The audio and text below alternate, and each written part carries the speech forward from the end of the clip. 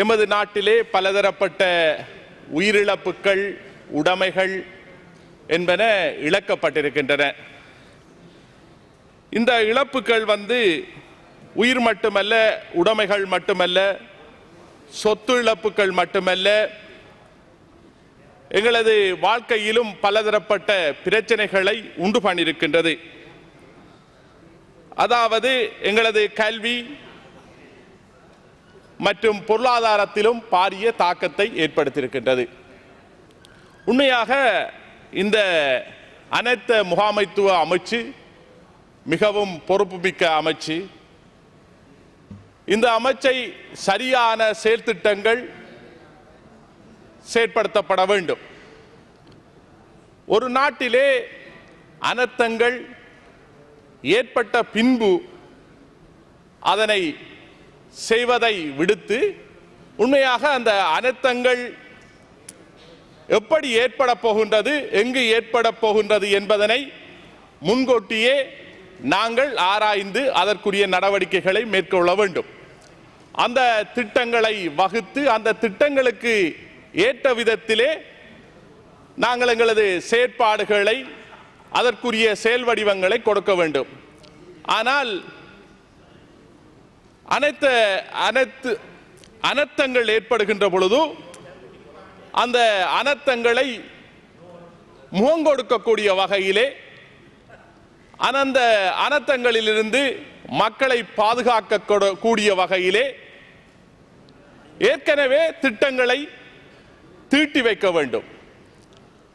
அப்படி திட்டங்களை தீட்டாமல் அந்த திட்டங்களை சரியான முறையிலே வடிவமைத்து கொடுக்கப்படாமல் விடுகின்ற பொழுது உயிரிழப்புகள், உடைமை இழப்புகள் மற்றும் உளவியல் ரீதியான தாக்கங்கள் எங்களது மக்கள் மத்தியிலே ஏற்படுகின்றது. காலத்துக்கு காலம் சூறாவளி, சுனாமி மற்றும் மண்சரிவு, வெள்ளப்பெருக்கு மற்றும் யுத்த அனர்த்தங்கள், கடலரிப்பு போன்றவை ஏற்படுகின்றது. இந்த அனர்த்தங்களும் இழப்புகளும் ஈடுபடுவதற்கு முக்கியமான காரணமாக இருப்பது சரியான முறையிலே திட்டங்கள் வகுக்கப்படாததுதான் பெரும்பாலான காரணங்களாக இருக்கின்றது. இந்த வெள்ளப்பெருக்குகள் அல்லது மண்ணரிப்புகள் ஏற்படுகின்றதற்கான காரணங்களாக புதிதாக கட்டடங்களை அமைத்தல், நகர அபிவிருத்தி திட்டங்களை மேற்கொள்ளுதல், முறையற்ற விதத்திலே வாய்க்கால்கள், கான்களை அமைத்தல் போன்றவற்றினாலே இந்த அனர்த்தங்கள் கூடுதலாக ஏற்படுவதற்கான வாய்ப்புகள் இருக்கின்றது. ஆகவே அந்த வகையிலே எமது அம்பாறை மாவட்டத்திலே திருக்கோவில் பிரதேசத்திலே பாரிய கடலரிப்பு ஏற்பட்டு பல நூற்றுக்கணக்கான ஏக்கர் காணிகள் கடலிலானே அரிக்கப்பட்டிருக்கின்றது.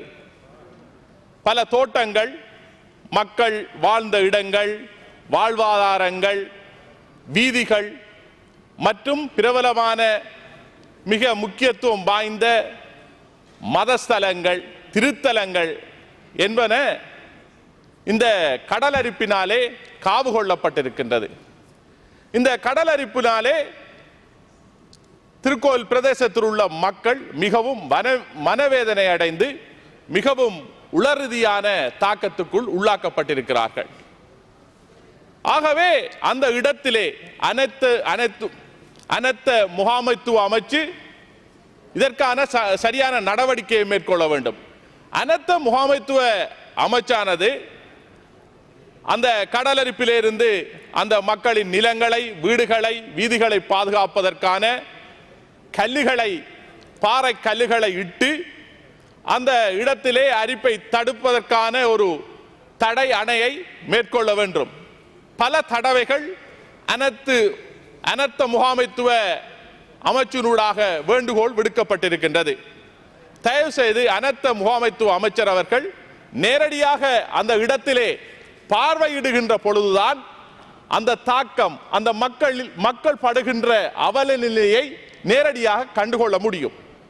ஆகவே இந்த உயரிய சபையினூடாக நான் அமைச்சர் அவர்களிடமும் இங்கு வந்திருக்கின்ற அமைச்சின் செயலாளர்கள் மற்றும் திணைக்கள அதிகாரிகளிடமும் நான் அன்பாக வேண்டுகோளை விடுக்கின்றேன். தயவு செய்து இந்த திருக்கோவில் பிரதேசத்தில் இந்த மண்ணரிப்பினாலே ஏற்படுகின்ற அனர்த்தத்திலிருந்து அந்த மக்களின் தேவை கருதி அந்த மக்கள் உளவியல் ரீதியாக மிகவும் பாதிப்பு அடைந்துள்ளார்கள். அவர்களுக்கு தேவையான அந்த பாதுகாப்பதற்கு தேவையான அணைகளை இட்டு கற்களை போட்டு அணைகளை விட வேண்டும். ஏன் இது ஏற்பட்டதென்றால் முறையற்ற முறையிலே திட்டமிடப்படாத ஒரு ஒலிவில் துறைமுகம் அமைக்கப்பட்டதன் காரணமாகத்தான் உண்மையாக இந்த அனர்த்தம் ஏற்பட்டிருக்கின்றது. அதாவது ஒரு திட்டமிடப்படாத முறையிலே ஒரு துறைமுக நிர்மாணம் வேலை செய்யப்பட்டதன் காரணமாக மண்கள் கடல் மண் அகழ்ந்ததன் காரணமாக அந்த இயற்கையோடு விளையாடியதன் காரணமாக இன்று அந்த பிரதேசத்திலே கல்முனை மற்றும் காரதீவு, ஒலிவில், திருக்கோவில், அக்கரைப்பற்று போன்ற பிரதேசங்களில் உள்ள கடல்கள் கடல் நீரினாலே அரிப்பு ஏற்படுத்தப்படுகின்றது. இன்று சில இடங்களுக்கு கல்லணைகள் போடப்பட்டிருக்கின்றது. ஆனால் போடப்படாத இடங்களான திருக்கோவில் பிரதேசம் மிகவும் பாதிப்புக்கு உள்ளாக்கப்படுகின்றது. ஆகவே இதை கவனத்தில் எடுத்து அனர்த்த முகாமைத்துவ அமைச்சு அதனை உடனடியாக நடவடிக்கை எடுக்க வேண்டும். இல்லாவிட்டால் இப்போது 100 மீட்டர் கடல் வந்திருக்கின்றது. இல்லாவிட்டால் இன்னமும் அதிகமான இழப்புகளை எமது மக்கள் சந்திப்பார்கள். ஆகவே இதற்கு இந்த உயரிய சபையினூடாக அமைச்சரவர்களும் திணைக்கள அதிகாரிகளும் உரிய நடவடிக்கை எடுக்க வேண்டும். இரண்டாவதாக, கல்முனை பிரதேசத்திலே ஏற்படுத்தப்படுகின்ற மண் நிரப்புகின்ற நகர அபிவிருத்தி திட்டம் என்ற போர்வையிலே மண் நிரப்பப்படுகின்றது. அதாவது குடியிருப்புகளுக்காக நகர அபிவிருத்தி திட்டம் என்ற போர்வையிலே மண் நிரப்பப்படுகின்ற பொழுது பல்லாயிரக்கணக்கான ஏக்கர்களுக்கு மண் நிரப்பப்படுகின்றது. எமது அதிமிகு ஜனாதிபதி அவர்கள் கூறியிருக்கின்றார்கள், நீங்கள் பள்ளமான நிலங்களிலே நீர் தேங்கி தகைந்து போகின்ற நிலங்களிலே நீங்கள் மண்ணை நிரப்பக்கூடாது என்று. ஆனால் தங்களது சுய லாபத்துக்காக, தங்களது சுய செயற்பாட்டுக்காக, தங்களது அரசியலை நிலைநிறுத்துவதற்காக அந்த பிரதேசத்திலே மண்ணை போட்டு நிரப்பி அந்த இடத்திலே குடியிருப்புகளை மேற்கொள்வதற்கான நடவடிக்கையை முன்னெடுக்கப்பட்டிருக்கின்றது. ஆனால் இந்த மண் நிரப்புகின்ற பொழுது அங்கு வருகின்ற தண்ணீர், அது ஒரு பெரிய பரந்த நீர்நிலையை கொண்ட பிரதேசம். அந்த நீர்நிலையிலே தண்ணி வந்து மேலத்தே, அதாவது மலைநாடுகளிலும் மற்றும் அம்பாறை, இக்னியாகலை, மொனராகலை, பதுளை போன்ற இடங்களிலிருந்து வாருகின்ற தண்ணி அனைத்தும் அந்த இடத்திலே தகைந்து நின்றுதான் கடலுக்கு போவது. இப்போது அந்த இடத்திலே மண் நிரப்புகின்ற செயற்பாடை மேற்கொள்ளுகின்ற பொழுது கல்முனை பிரதேசம் முற்றுமுழுதுமாக தாழுகின்ற, அமிழ்ந்து போகின்ற ஒரு நிலைக்கு உள்ளாக்கப்படுகின்றது. ஆகவே அந்த முறையற்ற திட்டம், நகர அபிவிருத்தி திட்டமானது ஒரு முறையற்ற ஒரு நகர அபிவிருத்தி திட்டம். இதனை அனைத்து முகாமைத்துவ அமைச்சு நிச்சயமாக பார்வையிட வேண்டும்.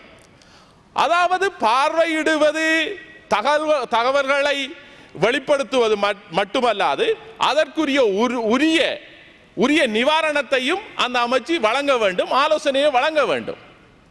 இன்று அந்த இடத்திலே மண்ணை நிரப்புவதனால் மக்கள் காலகாலமாக வாழ்ந்து வந்த வீடுகள், நிலங்கள் மற்றும் வயல் நிலங்கள் என்பன தாழ்வடைந்து மக்கள் வேறு இடத்துக்கு குடியேறுகின்ற நிலை அல்லது பலதரப்பட்ட பிரச்சனைகளுக்கு முகம் கொடுக்கக்கூடிய நிலை உள்ளாக்கப்படுகின்றது.